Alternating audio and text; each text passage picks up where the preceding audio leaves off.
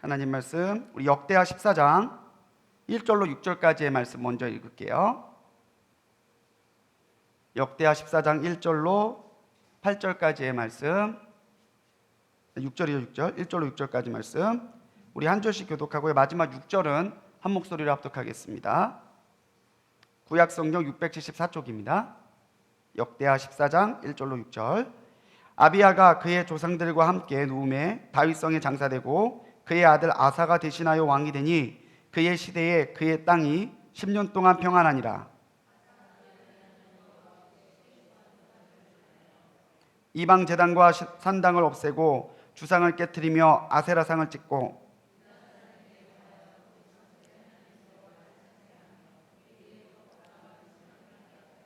또 유다 모든 성읍에서 산당과 태양상을 없애매 나라가 그 앞에서 평안함을 누리니라.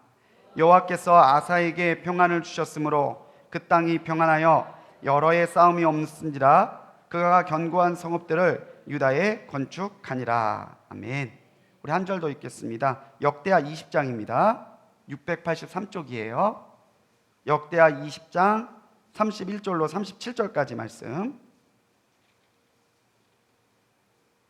역대하 20장 31절로 37절까지 말씀 마찬가지로 교독하겠습니다. 여호사밧이 유다의 왕이 되어 왕위에 오를 때에 나이가 35세라. 예루살렘에서 25년 동안 다스리니라. 그의 어머니의 이름은 아수바라 시리의 딸이더라.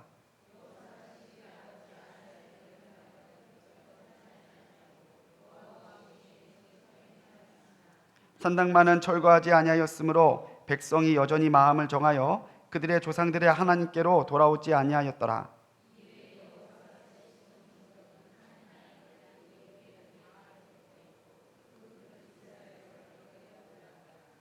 유다 왕 여호사밧이 나중에 이스라엘 왕 아하시아와 교제하였는데 아하시아는 심히 악을 행하는 자였더라.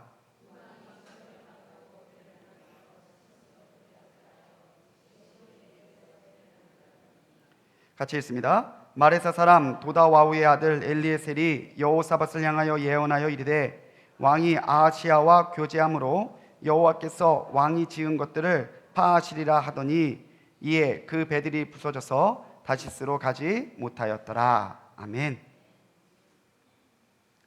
하나님의 은혜와 사랑이 오늘 수요성서 아카데미를 통해서 하나님 앞에 나온 우리 모든 성도님들과 함께 하시기를 간절히 축원합니다.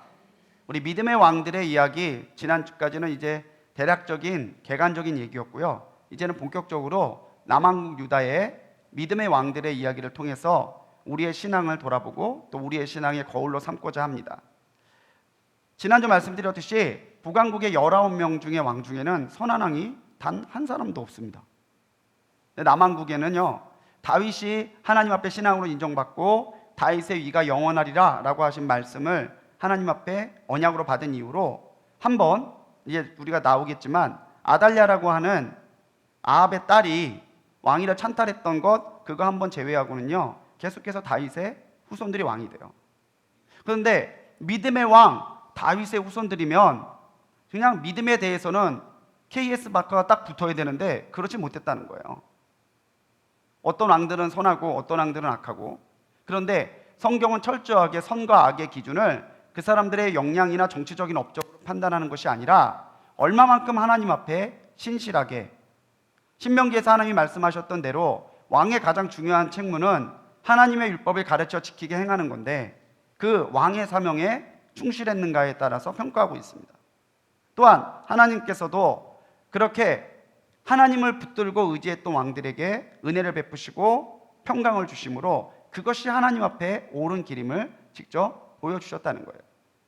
그래서 오늘은 유다의 세 번째 왕이었던 아사 왕의 이야기와 또 네 번째 왕이었던 여호사밧의 이야기를 통해서 우리의 신앙을 돌아보려고 합니다. 글씨 보이시나요? 예, 아직 젊으십니다. 좋습니다. 자, 글씨가 조금 작네요. 우리 아사 왕이 재위했던 기간 동안에 북쪽 이스라엘에서는요 이렇게 5명의 왕이 바뀌었습니다. 근데 왕만 바뀐 게 아니고요 왕조도 바뀌었어요. 왕조도. 나답 첫 번째 왕은요 여로보암 왕조입니다. 북왕국 이스라엘을 세웠던 여아들이죠. 근데 이 나답이 바하사라는 장군에게 죽임을 당해요. 그래서 바하사가 쿠데타를 일으켜서 왕위를 찬탈하고 바하사 왕자를 열고 아들 엘라에게까지 물려줍니다. 근데 엘라가 또 시므리라고 하는 장군한테 목숨을 잃고 시므리가 시므리 왕조를 세우는데 이 시므리 왕조는요 7일 만에 끝나요. 7일 만에 또 다른 장군이었던 오므리라고 하는 장군에게 또 이 시므리가 죽고 오므리 이 장군이 오므리 왕조를 세웁니다. 이 오므리 왕조를 세우고 그 다음 왕이 그 유명한 아합이죠. 아합과 이세벨 많이 들어보셨죠? 악한 왕. 이렇게 3번 왕조가 바뀌고 왕이 4번을 바뀔 동안에도 남왕국 유다에는 아사라고 하는 믿음의 왕이 계속해서 다스리고 있었다는 거예요. 그럼 아사 왕은 누굽니까? 아사 왕은 유다 제국의 3대 왕이죠. 그러니까 첫 번째 왕이 누구였을까요? 솔로몬의 아들이었던 르호보암이 유다 제국의 첫 번째 왕입니다. 그리고 두 번째가 아비야라고 하는 왕인데 이 아비야, 르호보암은 믿음의 왕들이 아니었어요. 오히려 우상 숭배에 좀 많이 기울였던 사람들입니다. 그런데 이 2대 왕 아비야와 압살롬의 딸 마아가 사이에서 이 아사 왕이 태어나는데 불신앙의 왕이었던 아버지와 달리 이 아사는 믿음으로 살았던 왕이라는 거예요. 목회하다 보면은 그런 말씀을 하시는 분들이 있습니다. 제가 우리 집에서 처음 믿었어요. 그래서 뭐 어머니의 기도, 아버지의 기도 그러면 막 마음이 메이고 너무 부럽고 그렇다고 얘기하시는데 저는 신앙의 첫 세대를 여는 그분에게 분명히 하나님의 은혜가 있을 거라고 믿습니다. 신앙의 가정에서 잘 자란 사람도 신앙 지키기 어려운데 불신앙의 가정에서 일어나서 정말 예수 그리스도를 인격적으로 믿음으로 만나고 구주로 고백하는 신앙을 통해서 또 그 가문에 믿음의 세대를 열었다는 것이 하나님 보시기에 결코 작은 충성, 작은 헌신이 아니라는 거죠. 더더군다나 이 아사는 왕이었죠. 아사 왕이 하나님 앞에 믿음으로 바로 서기 시작했더니 남과 북으로 나라가 갈리면서 혼란했던 유다 왕국이 하나님의 은혜 가운데 평강을 누리기 시작합니다. 아사가 왕이 돼서 제일 먼저 했던 게 뭐냐면요, 여호와의 신앙을 바로 세우기 위해서 종교개혁을 2번이나 단행한 거예요. 그의 아버지 아비야는 이것을 이용했던 왕이죠. 만약에 아사가 종교개혁을 일으켰다라고 한다면 단순하게 자신의 믿음을 드러내기 위해서뿐만이 아니라 어떻게 보면은 아버지의 정치를 아들이 정면으로 반박한 것과 같아요. 그런 혈연적인 정리가 있음에도 불구하고 아사는 그런 것에 흔들리는 것이 아니라 자기가 믿는 하나님의 그 올바른 신앙을 세우기 위해서 유다가 하나님을 섬기는 나라가 되게 하기 위해서 종교개혁을 즉위하자마자 단행했다는 거죠. 정치적으로도 이 왕은 선정을 베풀었던 왕입니다. 굉장히 선정을 많이 베풀었던 왕인데 그런데 초년의 믿음과 말년의 믿음이 좀 달라요. 초년에는 그렇게 뜨거웠던 믿음이 있는데 끝에 가서는 교만해지고 완악해지는 모습이 있습니다. 물론 사람들이 흔히 나이가 들어가면은 좀 고집이 세진다라고 하지만 아사의 이런 신앙적인 부분은 분명히 안타까움이 있다는 거죠. 대표적인 것이 이스라엘 왕 바하사와의 전쟁 가운데서 하나님을 의지했던 것이 아니라 아람 왕 베나다드에게 그 막대한 금액을 주고 원조를 요청했던 일이에요. 이 일이 하나님 앞에 기쁘심을 입지 못했고요. 선지자에게 정면으로 잘못했다라고 하는 질책을 들었단 말입니다. 이런 신앙의 왕이었지만 또 이런 부족한 모습도 있어요.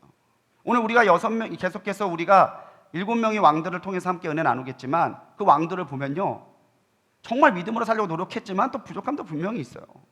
우리의 신앙이 그렇잖아요. 믿음으로 살려고 하지만 때때로 우리의 육신이나 우리의 심령의 연약함 때문에 어려움은 분명히 있어요. 하지만 그럼에도 불구하고 하나님을 붙들고 나가는 사람한테는 분명히 하나님께서 주시는 은혜가 있다는 겁니다. 아사 왕에 대해서 조금 더 자세하게 말해보는데 아사 왕의 가장 큰 특징은 종교개혁이에요. 그것도 2번에 걸쳐서. 그런데 아사 왕의 아들로서 그 다음에 왕이 됐던 왕이 우리가 이제 다음에 볼 여호사밧 왕입니다. 이 여호사밧 왕도 즉위 기간에 2번에 걸쳐서 종교개혁을 단행해요. 10월 마지막 주일은요 종교개혁 주일입니다. 우리가 정말 우리 그런 신앙, 하나님이 기뻐하시지 않는 신앙, 인본주의적 신앙에서 탈피해서 하나님이 기뻐하시는 바른 신앙으로 세우려고 노력했던 우리 선배들의 시간들이 바로 종교개혁 그 주간인데 우리도 종교개혁 주간을 맞으면서 종교개혁에 앞장섰던 이 두 왕의 모습을 통해서도 오늘 이 시대에 우리가 개혁해야 될 나의 신앙과 나의 삶은 무엇인지를 알 수 있다는 거죠. 첫 번째 개혁이 역대하 14장 1절로 5절 말씀에서 나옵니다. 제일 먼저 이 아사왕이 했던 건 뭐냐면요, 이방의 제단과 산당을 파괴한 거예요. 솔로몬 시대 때 주어진 성막을 대신한 성전이 지어져 있었는데도 가나안 땅의 풍습 또 자신들이 이전에 해왔던 습관에 따라서 사람들은 산에 지어져 있는 산당에 가서 제사를 지내곤 했습니다. 그리고 드라빔이라고 하는데, 드라빔은 가정에서 만든 작은 우상을 말해요. 가정의 수호신이라고 말하면서 세워놓는 것들, 그러니까 가정마다 있는 그런 드라빔들을 다 파괴하고 산당 제사가 만연해 있던 그 당시 상황에서 산당을 없애면서 다시 한번 성전 중심의 제사 문화를 확립하려고 노력했다라는 거예요. 그리고 주상 및 아세라상을 파괴했다라고 그래요. 이 주상은요, 상이 아니고요, 표시석 같은 거예요. 여기서 여기까지가 바알에게 거룩하게 구별된 땅이다. 그리고 이 당시 가장 대표적인 이방 종교는요, 바알 신앙이었습니다. 바알이라는 신은 남자 신이고요, 이 바알이라는 신은요, 풍요와 다산, 힘의 상징이었어요. 자, 바알이 남자래요. 그러면은 꼭 짝을 지어서 나오는 여자 신들이 있죠. 그 여자 신이 바로 아세라입니다. 이 아세라라고 하는 신도 역시 바알처럼 풍요와 다산을 관장하는 여신으로 받아들여지는데, 이 바알 신앙의 가장 큰 문제는 뭐였냐면, 바알 신과 하나 되는, 바알 신과 더 친밀하게 다가가는 방법이 뭐냐면은 바알을 섬기는 그 신전에 있는 여사제들과 육체적인 관계를 맺는 거예요. 이 시대의 이단들도 보면은 어떤 성적 추문에서 벗어나지 못하는 것을 보게 되는데 묘하게 닮아 있다는 것을 우리는 알게 됩니다. 그래서 바알신과 아세라상을 또 그것을 표시하는 주상들을 깨트리면서 이 바알 신앙을 무너뜨리려고 그러죠. 산당과 태양상이 파괴됩니다. 태양상은 왜 파괴되냐면, 태양은 바알 신앙에 있어서 바알의 상징이에요. 바알을 나타내고 바알을 상징하는 자연체가 뭐냐면 태양이거든요. 그래서 바알 신앙과 태양신이 연결되어 있기 때문에 태양신을 섬기는 것도 역시 이 아사가 금했다는 겁니다. 또한 하나님 앞에 무너져 있던 제사와 또 사람들 가운데 흩어져 있던 율법을 가르치고 다시 그대로 살게 함으로 이스라엘 사람들의 삶의 변화, 진정한 하나님께로 돌아오는 것을 이 아사가 굉장히 원했다는 거예요. 이게 첫 번째, 아사가 왕이 되자마자 일으켰던 개혁입니다. 여기 나와 있는 상이 이제 왼쪽이 박명수처럼 우시하고 있는 거, 저 상이 바알상입니다. 흔히도 저렇게 주먹을 쥐고 있는 상으로 나타나기도 하고요, 때로는 힘을 상징하는 창을 들고 있는 상으로도 나타나기도 하죠. 그리고 옆에 있는 상이 이 아세라 상인데 가슴이 강조돼 있죠. 풍요와 다산을 상징하는 겁니다. 이런 신이 유다 제국에 굉장히 만연해 있었다는 거예요. 아사가 계속해서 첫 번째 개혁을 했지만 왕의 한 번의 개혁에 이스라엘 백성들이 오케이 주여 따르겠습니다 하고 무조건 뚝 따라갔던 게 아니에요. 사람들이 그렇게 쉽게 변하지 않거든요. 1차 개혁은 일으켰지만 이스라엘 백성들이 근본적으로 변화되지 않는 모습을 보고 아사 왕이 두 번째 개혁을 일으킵니다. 근데 그때 아사 왕에게 그런 격려를 했던 사람이 누구냐면요, 오데세의 아들이 아사랴라고 하는 선지자가 와서 왕을 격려하는 겁니다. 임금님 하십시오. 하나님 뜻대로 하십시오. 하나님 뜻대로 하시면 분명히 하나님께서 역사하시고 하나님이 도우십니다. 그 말을 듣고 이 아사 왕이 힘을 받아서, 격려를 받아서 두 번째 종교개혁을 단행했다는 거예요. 개혁이라고 하는 것은 늘 어렵고 힘들죠. 모든 사람들이 찬동하는 개혁은 거의 없는 것 같아요. 많은 반대가 있고요, 자기도 희생해야 될 것들이 많고요. 그래서 개혁을 할 때에 우리가 주춤주춤하게 되는 가장 큰 이유는 반대와 두려움 때문입니다. 그런데 이런 아사왕에게 이 아사랴 선지자가 와서 하나님의 말씀을 전하며 격려하니까 이 아사가 담대한 마음으로 결단했다는 거예요. 두 번째 개혁의 가장 큰 건 뭐냐면요, 하나님의 제사를 드리는 제단의 회복입니다. 제단이 회복됐다는 건 뭘까요? 제단이 무너져 있었다는 얘기죠. 하나님께서 기뻐하시는 하나님의 바른 제사가 드려지지 않고 있었다는 것을 보여주는 내용입니다. 이스라엘의 악한 왕이었던 아합 때의 유명한 선지자 엘리야 선지자도 마찬가지잖아요. 예? 갈멜산에서 영적인 대결을 일으킬 때에 이 엘리야의 순서가 됐을 때 엘리야가 하나님을 믿고 따르는 사람들을 부릅니다. 근데 그렇게 불렀을 때 제일 먼저 했던 게 뭐예요? 무너져 있던 여호와의 제단을 다시 쌓은 거예요. 새로 지은 게 아니고 다시 쌓았어요. 뭐예요? 거기에 원래 제단이 있었는데 하나님을 향한 제사가 온전히 서 있지 않았기 때문에 그 제단이 무너져 있었다는 거예요. 무너진 제단은 무너져 있는 하나님을 향한 신앙을 상징한다고 하는 거죠. 그래서 제단을 재건함으로 제사를 다시 온전하게 세웠다는 것이 두 번째 개혁의 가장 큰 특징입니다. 또한 유다 백성과 이스라엘에서 계속해서 폭정과 우상숭배에 빠져있는 이스라엘의 그 문화에 찬동하지 못하고 그 땅을 탈출했던 북쪽 이스라엘 사람들까지 다 이 아사가 모아서 이 개혁에 동참시키려고 합니다. 그런데 15장 9절에 아주 은혜로운 말씀이 있어요. 뭐냐면은 이 사람들이 왜 아사 왕에게 나왔느냐? 아사 왕에게 함께 하시는 하나님의 역사를 보고 사람들이 모였다는 거예요. 아사가 왕이라서가 아니라 아사가 하는 일마다 하나님께서 은혜를 주시고 평강을 주시고 하나님이 역사하시는 모습을 보고, 그래, 이렇게 하나님이 역사하시는 거 보니까 아사 왕이 바른 왕이고 아사 왕이 하는 일이 옳은 일이다, 이런 확신이 생겨서 사람들이 따랐다는 거예요. 그래서 성도들은 조건이나 직분으로 말하는 사람들이 아니라 하나님의 은혜로 말하는 사람들이에요. 우리 성도님들에게 아사 왕과 같은 은혜가 함께 하시기 바랍니다. 누가 봐도 하나님이 함께 하시는 은혜. 야, 하나님이 살아계시지 않는다면 이게 안 되지, 믿지 않는 사람들조차도 인정할 수 있는 하나님의 분명한 역사하심이 우리 성도님들에게 나타나시기 바랍니다. 또한 네 번째로는요, 통치 15년 셋째 달에 백성들을 모아서 하나님 앞에 제사를 드리고 하나님을 온전하게 섬길 것을 결의해요. 그렇게 사람들을 모아서 했던 게 뭐냐면 하나님 앞에 제사 예배 드렸다는 거죠. 예배할 때에 하나님만을 온전하게 섬기라고 결단하라고 얘기하는데, 그때 뭐라고 이야기하냐면 하나님을 온전하게 섬기지 않는 사람은 죽음을 당하더라도 그걸 감당하겠다라고 하는 결의를 하게 합니다. 그러니까 목숨으로 하나님 앞에 신앙을 맹세하고 결단하게 했다는 거죠. 그런데 왜 통치 15년 셋째 달이냐? 통치 15년 셋째 달은요, 이스라엘 원력으로 시완월이라고 하는데 지금 우리가 쓰고 있는 태양력으로는요 5월에서 6월 사이입니다. 근데 이 5월에서 6월 사이에 뭐가 있냐면 이스라엘의 3대 절기인 칠칠절 오순절이 있어요. 오순절을 맞이해서 하나님 앞에 백성들을 모아 예배하면서 올바른 신앙, 올바른 예배, 그리고 무너져 있었던 절기를 다시 회복하는 그 은혜를 2차 개혁 때에 이 아사가 하나님 앞에 받았다라고 하는 거죠. 가장 큰 것은 이 아사는 혈연에 매이지 않았다라는 거예요.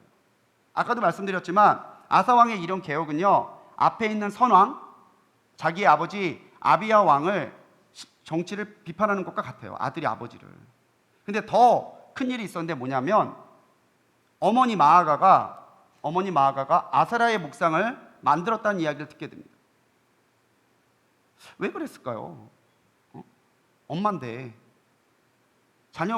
자식인 아사 왕이 그렇게 불절주야 뛰면서 하나님의 신앙을 바로 세우려고 하는 걸 알았을 텐데, 그러니까 그렇게 우상숭배라고 하는 것이 이스라엘 사람들에게는 그냥 삶에 했던 라이프 스타일처럼 그렇게 자연스럽게 배어들어 있었다는 거예요. 오랫동안. 딴 사람도 아니고 왕의 어머니 태후인 마아가가 아세라 목상을 만들었다는 얘기를 들었는데 아사 왕이 어떻게 했냐면 제일 먼저 어머니의 태후의 자리를 폐합니다. 어머니, 지금 온 나라가 하나님 앞에 쓰려고 그러는데 어떻게 그러실 수 있습니까? 어머님은 태후의 자격이 없습니다. 어머니를 폐선시켜요.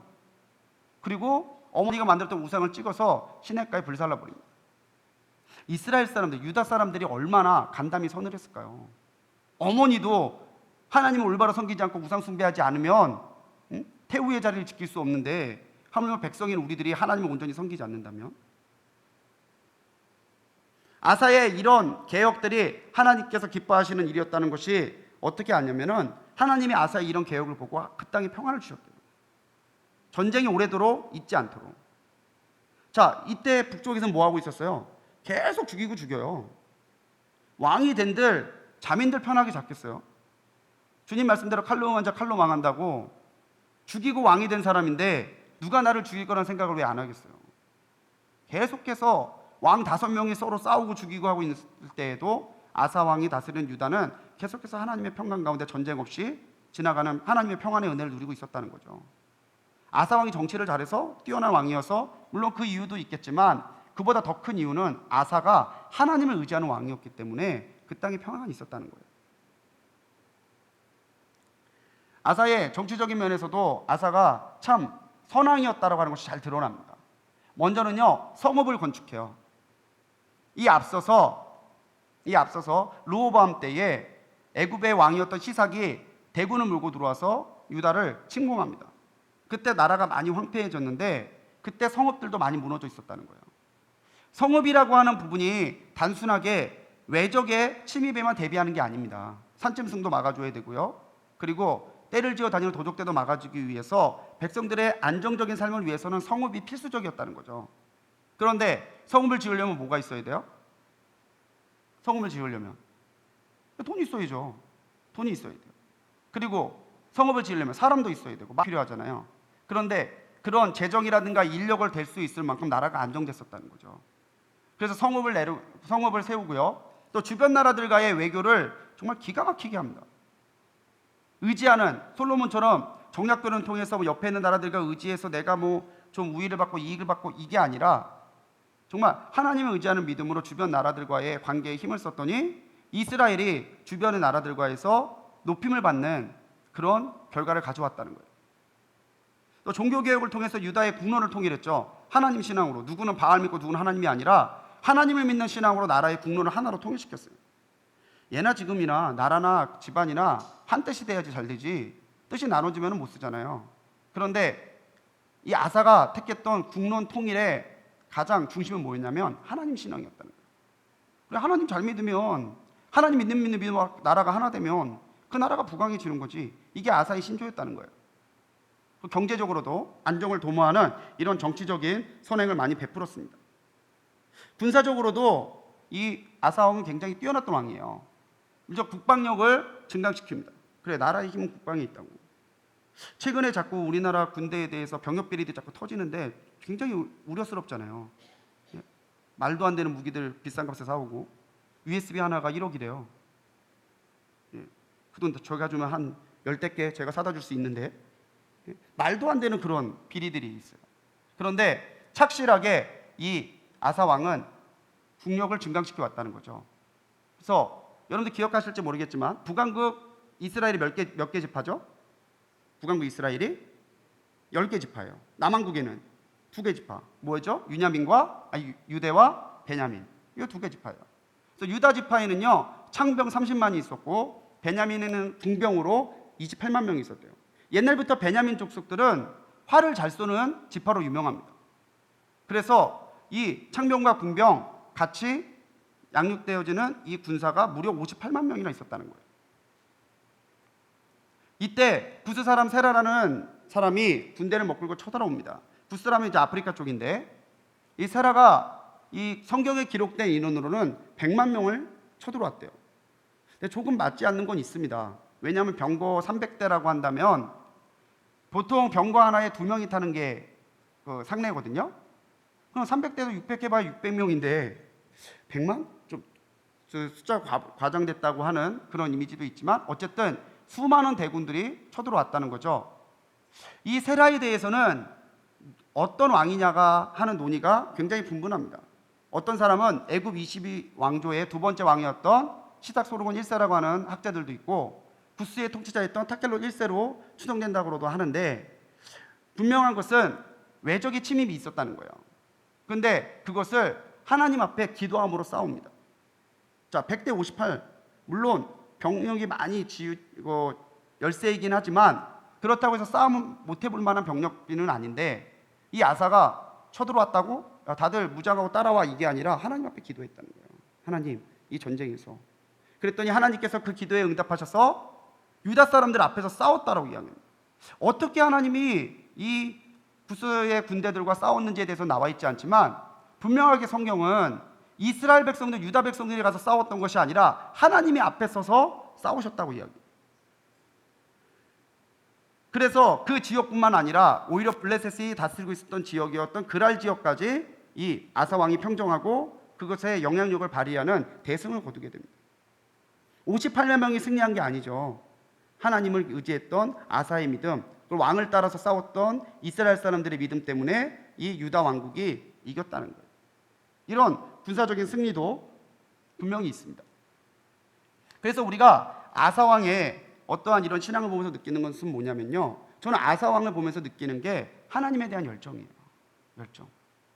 하나님이 올바른 제사로, 하나님이 올바른 신앙으로 영광받기 원하시는 것, 정말 목숨보다 사랑하시는 그 유다 백성들을 통해서 영광받기 원하시는 것, 그게 아사 왕 통치에 있어서 가장 중요했던 부분이었다고 하는 거죠. 제가 목회를 하고 있지만 때때로 정말 제가 부끄러울 만큼 큰 믿음과 열정을 가진 성도들을 뵐 때가 있어요. 제가 목회자가 돼서 지금 이렇게 목회를 하고 있어서 그렇지만 내가 만약 목회자가 아니고 평신도라면은 정말 내가 저렇게 열정으로 저렇게 하나님을 사랑하며 갈 수 있을까? 그렇게 스스로 제 옷깃을 여미게 만드는 많은 성도님들이 계시는데, 우리 불꽃교회 성도님들이 정말 하나님을 향한 열정이 있는 성도들이 되시기를 간절히 축원합니다. 예. 하나님만 생각하면 이 가슴이 벅차고, 하나님만 생각하면 이 가슴이 뜨거워지고, 하나님의 일을 감당할 때에 분명 힘들고 마음에 때때로 부담이 없는 건 아니지만 그것보다 오히려 내가 사랑하는 하나님을 위한 그 일들이 하나님 앞에 더 복되게 이루어지기를 간절히 사모하는 그런 열정들이 우리 성도님들과 함께 하시기 바랍니다. 평안한 가운데서도 고난이 임할 수 있다는 것을 우리가 기억해야 돼요. 아사가 집권 초반부에 하나님을 향한 신앙에 있어서는 흠이 없어요. 그런데 하나님이 평안을 주셨고 오랫동안 전쟁이 없었지만 그렇다고 해서 고난이 없었나요? 그렇지 않죠. 부스 사람 세라가 쳐들어왔다는 거예요. 흔히들 우리가 어려움이 생길 때에 믿지 않는 사람들은 왜 이런 일이 생겼지? 라고 생각하지만 믿는 사람들은 어려운 일이 생기면 무슨 생각할까요?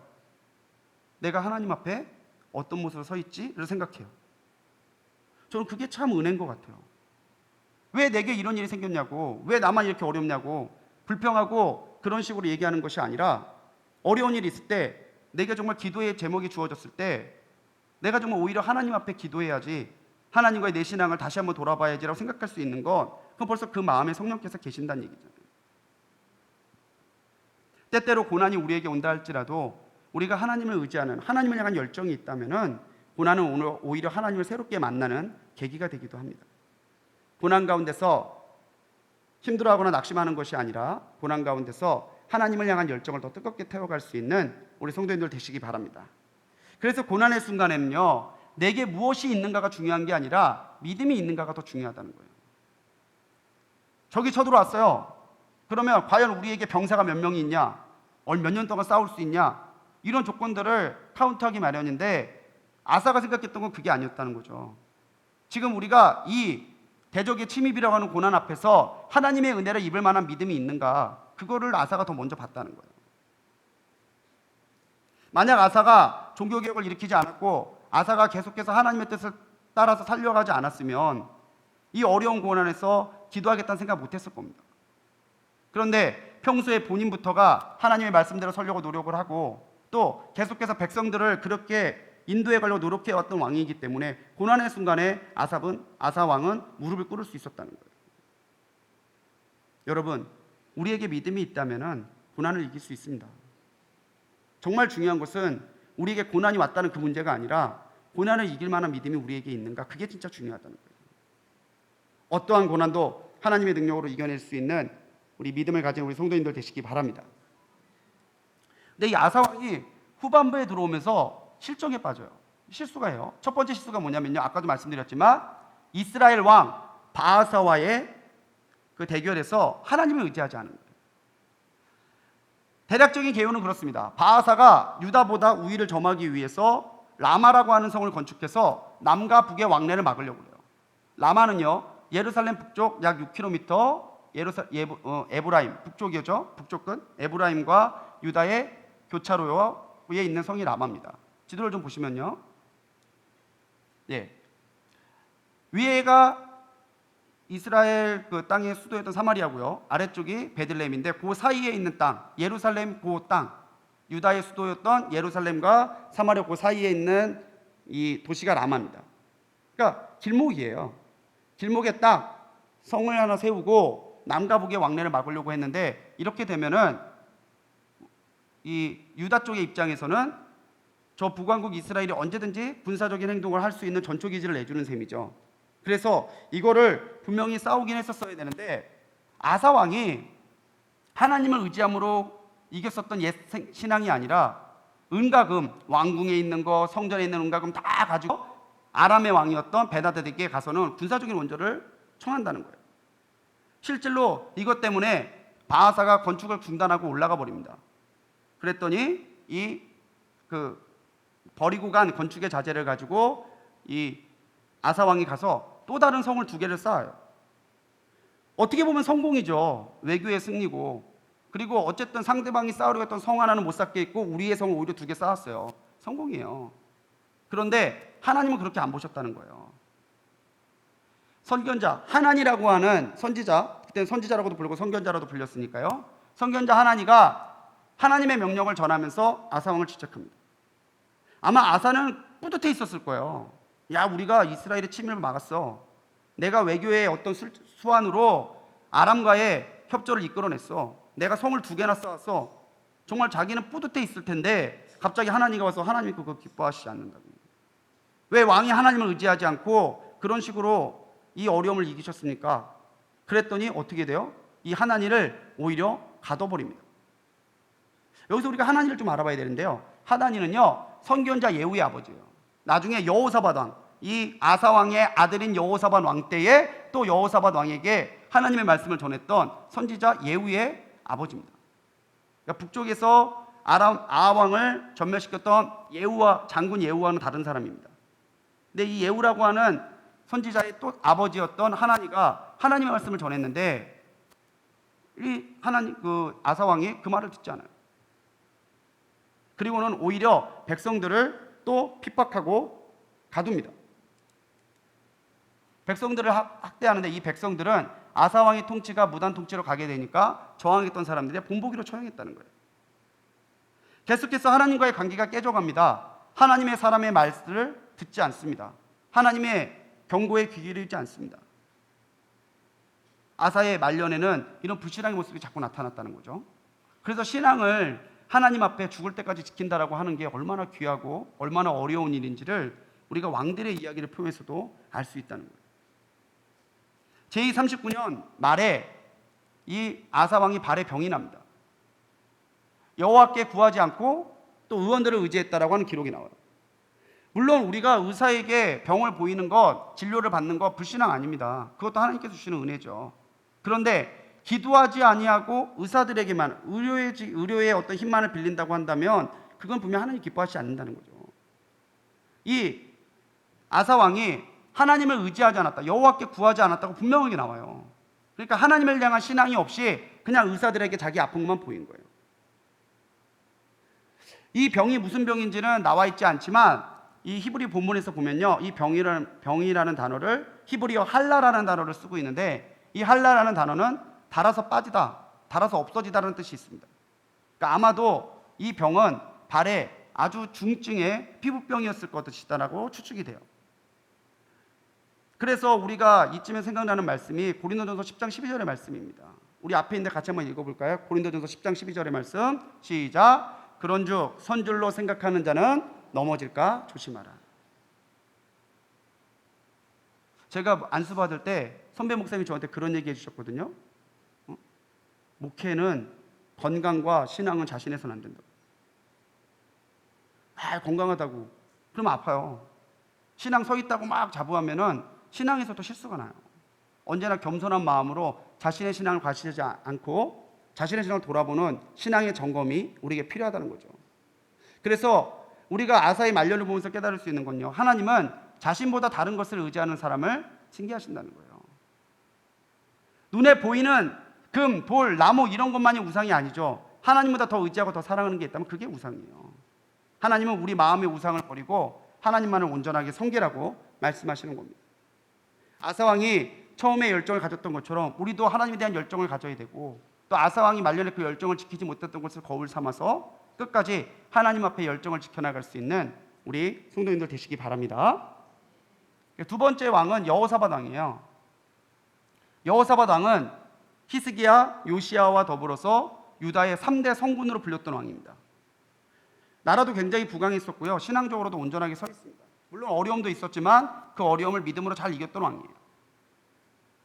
이 여호사밧 왕 때를 이렇게 보시면은, 이때도 여호사밧 왕이 다스리는 그 시간에도 왕이 4번이나 바뀝니다. 여기에 가장 큰 왕이 아합이죠. 아합 왕의 불신앙 우리가 잘 알고 있으니까요. 이 여호사밧 왕은 유다의 4대 왕이었고요, 3대 아사 왕의 아들인데, 아버지의 정치적인 업적도 잘 계승했지만 아버지의 신앙의 유산도 잘 받았어요.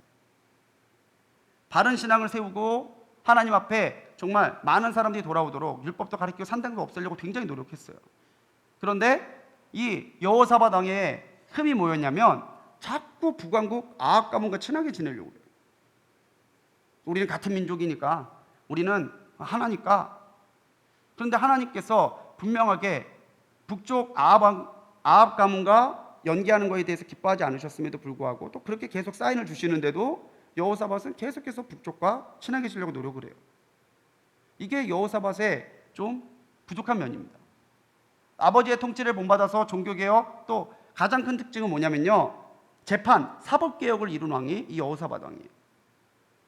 그래서 여호사밧 역시 그 구스 세라에게 침공받았던 것처럼 암몬과 모압, 마온, 여호안합군에게 대규모 침공을 받지만 신앙과 하나님의 역사로 그것을 이겨내는 은혜를 체험합니다. 또 이 아합의 아들이었던 아하시야 왕과 다시스로 무역을 해서 큰 경제적인 이익을 찾으려고 했는데 하나님이 그거 기뻐하지 않으세요. 선지자가 가서 그거 아니라고 얘기해 주는데도 계속 진행했다가 결국 그 함대가 폭풍으로 다 파손하고 그 뜻을 이루지 못했다고 오늘 20장 말씀에는 나오죠. 그래서 여호사밧 왕도 2번의 종교개혁이 있습니다. 첫 번째 종교개혁은 먼저 바알 신앙을 배격하고 하나님의 계명을 지키는 거였어요. 자기가 먼저 하나님의 계명을 지키는 거였다는 거죠. 그리고 똑같이 산당들과 아세라 목상을 유다에서 제거합니다. 아버지 아사왕이 2번이나 그걸 없애려고 했는데도 계속해서 유다에는 그 신앙이 남아있어요. 그런데 여호사밧 왕은 포기하지 않고 그것을 계속 바로잡아가는 일을 했다는 거죠. 여호사밧 왕의 첫 번째 종교개혁의 가장 큰 특징은 뭐냐면은, 즉위한 지 3년째에 관리와 제사장, 레위인들을 전국에 보내서 율법을 가르쳤다는 거예요. 명령만, 이제부터 하나님의 율법을 따라라, 그렇게만 한 게 아니라 그 율법을 가르쳐 줄 수 있는 관리와 제사장, 레위인들을 지역에 보내서 그 사람들이 하나님의 말씀을 가르치게 했다는 거예요. 막연한 것이 아니라 분명하게 그 일을 해나갔다라는 거죠. 또 여호사밧 왕이 또 중간에 2번째 개혁을 일으킵니다. 이 두 번째 개혁에서는요, 아사 왕 때 점령했던 이스라엘 지역까지 그 개혁의 범위에 포함이 돼요. 첫 번째 종교개혁에서는 예루살렘과 그 주변의 지역인데, 2번째 종교개혁 때는 저 북쪽에서 아사 왕이 빼앗았던 지역까지 더 올라가서 그 북쪽에 있는 이스라엘 사람들까지도 말씀과 율법을 전하는 일을 했다라는 거죠. 그리고 레위인, 제사장, 이스라엘 족장 중에서 사람을 세워서 종교적인 일뿐만 아니라 송사도 주관하고, 법원에 가면 억울한 사람들 뿐이래잖아요. 난 억울하고. 물론 핑계 없는 무덤 없다고 하지만 실질로 공정하지 못한 재판 때문에 피해를 보고 있는 사람이 우리 주변에서 적지 않은 것도 사실입니다. 그런데 이 여호사밧은 통치에 있어서 공정한 재판을 굉장하게 중요하게 여겼다는 거예요. 근데 이 공정한 재판은요, 하나님께서도 굉장히 중요하게 여기시는 부분입니다. 하나님도 불의한 재판관, 뇌물을 받고 판결을 굳게 하는 재판관에 대해서는 하나님께서도 엄중하게 경고하시는 말씀들이 우리 성경에 많이 나옵니다.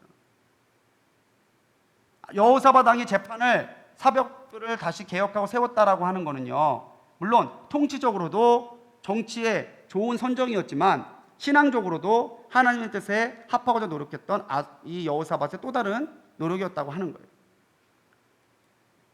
여호사밧은 정치적으로도 뛰어났던 왕입니다. 먼저 관리와 제사장 레위인을 파송해서 율법을 가리키고 송사를 주관했다고 그랬잖아요. 뭐냐면은 그 땅에서 힘 있는 사람이 짱이 아니라 나라에서 보낸 사람이 그 지역을 다스리게 함으로써 나라의 어떤 통치의 기강을 바로 세웠다는 거예요. 왕의 명령이 정말 지방 곳곳에 하달될 수 있도록 왕의 어떤 개혁의 의지, 신앙의 개혁의 의지가 잘 전달될 수 있도록 그것을 세울 수 있는 사람들을 각 지역에 보냈다고 하는 것이 정치적인 굉장히 지혜였다고 하는 거예요. 또 역시 상비군을 조집해서 성읍에 세웁니다. 아사왕이 정복했던 성읍에도 수비군을 둬요. 왕의 명령을 따르는 군대들이 곳곳에 주둔하게 했다라는 거죠. 근데 이건 뭐냐면요, 그만큼 군대의 수가 많다는 얘기예요. 그렇기 때문에 하나님께서 여호사밧 왕을 블레셋 주변 나라들보다 높이셔가지고 블레셋을 비롯한 나라에서 조공을 받게 해요. 자, 다윗 시대 때 쳐들어왔던 나라가 어디죠? 골리앗의 나라? 네, 블레셋이에요. 블레셋이 계속해서 유다를 괴롭혀 왔는데 여호사밧 왕 때는 오히려 블레셋이 유다에다가 조공을 바쳤대요. 군사적으로 블레셋을 누를 수 있을 만큼 강국이 됐다는 거죠. 그래서 그 힘을 가지고 대규모 토목공사뿐만 아니라 군사력 증강에도 힘을 써서 나라의 부국강병을 이뤄냈던 왕이라는 겁니다.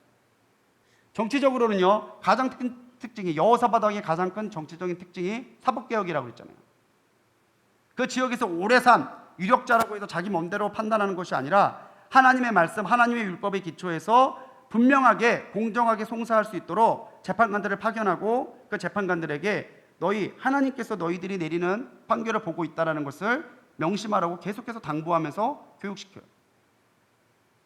또한 종교적인 일은요, 대제사장 아마랴라고 하는 사람한테 맡기고, 행정적인 일은 또 유다지파의 족장 장군이었던 스바다에게 맡기고, 레위 사람들은 관리로 활용해 가면서 종교와 행정을 효율적으로 통제해요. 그러니까 여호사밧 왕이 굉장히 믿음의 왕이었지만 동시에 이 여호사밧 왕은요, 굉장히 뛰어난 행정가였다는 거예요. 왕의 명령이. 그래서 아사 왕의 개혁보다, 아사 왕의 부국 강병책보다 여호사밧 왕의 개혁이, 여호사밧 왕의 부국 강병책이 좀 더 효율적일 수 있었던 건 이런 행정력이 뒷받침됐었기 때문이라는 거죠. 이것만 봐도 여호사밧 왕이 믿음의 왕이었지만 또한 지혜의 왕이었다는 것도 우리가 알 수 있습니다. 군사적인 행정으로는요, 요새와 국고성을 쌓았는데 전쟁에 대비하죠. 국고성은 뭐냐면 군량 쌓아놓는 데잖아요. 또 상비군의 수가 무려 116만입니다. 아까 말씀드렸죠? 아버지 아사왕 때 군사가 몇 명이었어요? 58만 명이었어요. 그런데 여기는 116만 명이에요. 딱 2배예요. 딱 2배. 여호사밧의 정책이, 여호사밧의 개혁이 더 아사왕 때보다 실효적이었다는 것을 보여주는 단적인 예죠. 그리고 근데 이 힘을 가지고 하나님 뜻대로 써야 되는데 자꾸 북쪽하고 친하게 지내려고 그래요. 자꾸 아합하고 하나님이 기뻐하시지 않는 아합 가문과, 그래서 아합이 이 여호사밧 왕에게 군사적 동맹을 제의합니다. 길르앗 라못이라고 하는 땅, 여기 가운데 요단강을 두고 이쪽 이스라엘이라고 써있는 쪽이 요단강 서편 가나안 땅이고요, 이쪽이 요단강 동편 르우벤 지파, 갓 지파, 므낫세 반 지파가 우리는 여기서 남겠습니다. 우리가 지금 지난 시간에 나누었던 신명기 말씀 속에서 계속 나오는 부분인데, 이 지파들이 남았던 요단강 동편에 있는 땅의 군사적 요충지가 길르앗 라몬이에요. 근데 이 길르앗 라못이라고 하는 땅을 이 아람에게 뺏겼었다는 거죠. 이거를 수복하는데 아람이 너무 강대한 나라니까 이 아합이 여호사밧 왕한테 같이 가서 좀 이 땅을 탈취하는 데 도와달라고 그러는데 이걸 따라 나서요. 이거 따라 나섰다가 여호사밧 왕이 굉장한 공경에 처합니다. 일단 그 전쟁에서 죽을 뻔해요. 아합 왕이 길르앗 라못을 치러 갈 때에 거짓 선지자들이 계속해서 아합 왕을 책동합니다. 왕 나가면 이깁니다. 무조건 이깁니다. 그러니까 나가십시오. 그랬는데 여호사밧 왕이 이상한 거예요. 선지자들이 왠지 외적으로 신뢰가 안 갔나 봐요. 우리가 물을 수 있는 다른 선지자가 없냐? 미가엘이라는 선지자가 있는데 그 사람 항상 나한테 안 좋은 얘기만 해서 내가 안 듣는다고. 아유, 임금님 그런 말씀하지 마십시오. 그래서 물러서 그 말을 듣는데 나가면 죽는다고 하는 예언을 들어요. 그랬으면 돌이켜야 되는데 얘기만 듣고 돌이키지 않아요. 그냥 싸움에 나갑니다. 그랬다가 대패하고 자기도 죽을 뻔해요. 그리고 돌아와서 겨우 목숨을 살려 돌아왔는데 전쟁에 지고 왔으니까 나라의 힘이 어떻게 됐을까요? 약해졌죠. 틈이 생겼죠. 그래서 그 틈을 타고 암몬과 모압과 마온의 연합군이 길르앗 라못으로 쳐들어온 겁니다. 같이 해서 쳐들어온 거죠. 이것 때문에 이 여호사밧 왕이 하나님 앞에 붙들고 기도해요. 길르앗 라못 전쟁 나갈 때 기도했으면, 미가야 선지자의 말을 들었으면 안 그랬을 일인데 어려움을 당하는 그때 무릎 꿇고 기도하는 거예요. 그랬대 하나님께서 택했던, 이 여호사밧 왕이 택했던 전략이 뭐였냐면, 찬양대를 앞세워서 예복을 입히고 하나님의 찬송을 부르며 앞에 서게 하는 거예요. 군대가 아니라, 막강한 장군이 아니라. 오늘 그레이스처럼 찬양 입고 물가로 나오라 이러고 가는 거예요. 예. 그러면 백성들이 그 뒤를 따라가요, 찬송하면서. 그런데 하나님께서 그곳에서 이 암몬, 모압, 마온 이 연합군들에게 내분이 나게 하십니다. 자기 내분 나서 서로 싸워서 서로 멸렬하게. 이 20장의 말씀에서 보면요, 18장의 말씀이요. 18장의 말씀에서 보면은 이 유다 백성이 칼을 들고 싸웠다는 이야기가 없습니다. 그냥 가니까 다 죽어 있었어요, 벌써. 그래서 사흘 동안, 하루도 안 돼서 사흘 동안 3일에 걸쳐서 그 모든 전략품들을 다 이끌고 나오는데, 그렇게 해서 풍성하게 그 전리품을 가지고 나누고 그 어려움을 이겼다는 거예요. 그래서 그 지명을 브라가 송축이라고 하는 뜻을 가진 브라가 지명으로 불렀다라는 거죠.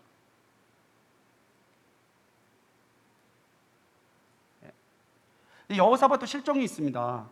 일단 개혁을 시도했지만요, 산당을 완전하게 없애지 못했다는 거예요. 그만큼 이 바알 신앙이 유다에게 뿌리 깊어 있었다는 건데, 이 끝까지 종교 개혁을 온전하게 이루지 못했다는 거. 또 북왕국 혼인 관계를 통해서 이익을 얻으려고 합니다. 이익을. 결국에는 이것 때문에 공경을 당하죠. 길르앗 라몬전에 싸운 것 때문에 아까 말했죠. 아버지 아사에게 경고했던 선지자 하나니의 아들이었던 예후를 통해서 하나님께 질책을 받습니다. 그런데 그 일을 밟고 나서 이 여호사밧은 돌이키는 모습이 있어요. 그 질책을 받고 하나님 앞에 다시 돌아가려고 애쓰는 모습이 있다는 거죠.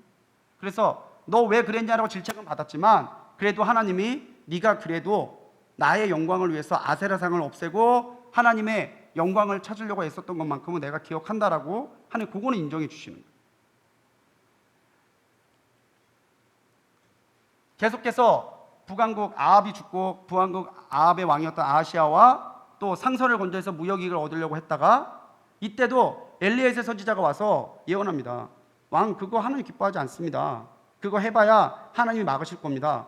그런데 또 돌이키지 않고 상선을 만들었다가 나갔다가 상선이 다 중간에서 바다에서 다 파손돼서 없어져요. 결국 그 뜻을 이루지 못했다는 거죠. 아버지와 아들은 다른 것 같은데 굉장히 많이 닮아 있습니다. 하나님에 대한 열정이 있었는데 2% 부족했다는 거예요. 하나님께서 주시는 말씀 들으려고 애를 썼다고 하는데, 선지자들이 와서 전하는 말씀에 이 아사와나 여호사밧 왕이 귀를 기울이지 않을 때가 있는데, 하나님의 말씀에 귀 기울이지 않았을 그때에 꼭 이 부자들은 약속이나 한 듯이 실패를 경험했다는 거예요. 그래서 우리는 하나님과 기뻐하시는 악과는 타협해서는 안 되는 신앙을 가져야 된다는 거예요. 북왕국 아합과 그렇게 어울리지 말라고 그랬는데 계속해서 어울리다가, 그 아들과 어울리다가 죽을 뻔하기도 하고 물질적인 손해도 보고 나라에 그렇게 강했던 힘도 약해지는 그런 어려움을 겪게 되잖아요. 또 하나님의 말씀을 전하는 사역자들의 말을 듣고 행하는 게 중요하다는 거예요. 하나님의 말씀, 하나님의 권면이 있을 때에 또 하나님의 그 말씀을 목사님을 통해서 또는 세워주신 임원들이나 속장들이나 지역장들을 통해서 권면이 있을 때에 거기에 빨리 듣고 해결할 수 있고 돌아올 수 있는 게 지혜인데, 목사님 그렇게 말씀하시나 뭐 나는 그렇게 못한다고, 거기에서 꼭 이런 어려움이 일어날 수 있다는 거예요. 또 끊임없이 자신의 신앙을 점검함으로 부족함 없는 신앙을 세워가야 된다는 거죠. 아사도 여호사밧도 처음에 그렇게 하나님을 향한 뜨거운 열정으로 시작했는데 만년에 그걸 지키지 못하잖아요. 그래서 자신의 신앙은 연한을 자랑하는 것이 아니라 연한에 감사하면서 나가야 돼요. 내가 예수님 믿은 지 20년 됐는데 30년 됐는데 그걸 자랑할 게 아니라 20년이나 나를 인도하신 하나님을 믿음으로 바라봐야 된다는 거죠.